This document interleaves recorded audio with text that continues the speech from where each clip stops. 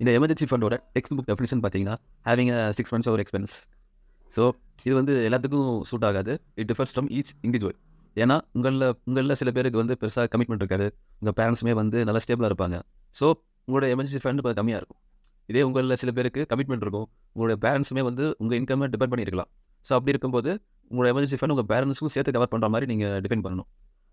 Also உங்கள சில பேருக்கு இஎம்ஐ இல்ல எஜுகேஷன் லோன் இல்ல பெர்சனல் லோன் இருக்கும்.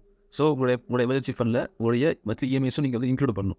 So what are the common things you can include in your emergency ஃபண்டுன்னு பார்த்தீங்கன்னா, ஃபர்ஸ்ட்டு உங்களுடைய 3 to 4 மந்த்ஸ்க்கான இஎம்ஐ, மந்த்லி இஎம்ஐ, உங்களுடைய பேசிக் எக்ஸ்பென்ஸ், தென் உங்களுடைய மெடிக்கல் எக்ஸ்பென்ஸ்.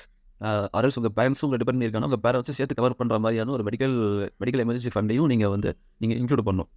தென் உங்களுடைய கேட்ஜெட்ஸ் இல்ல எக்யூப்மெண்ட்ஸ் எதுவும் ஃபெயிலியர் ஆகுது அப்படின்னா, அத நீங்க ரிப்பேர் பண்றக்கோ, இல்ல புதுசா ரீப்ளேஸ்மென்ட் பண்றதுக்காகவோ அதுக்கான காஸ்ட் என்னவோ அதையுமே நீங்க வந்து எமர்ஜென்சி ஃபண்ட்ல நீங்க இன்க்ளூட் பண்ணணும்.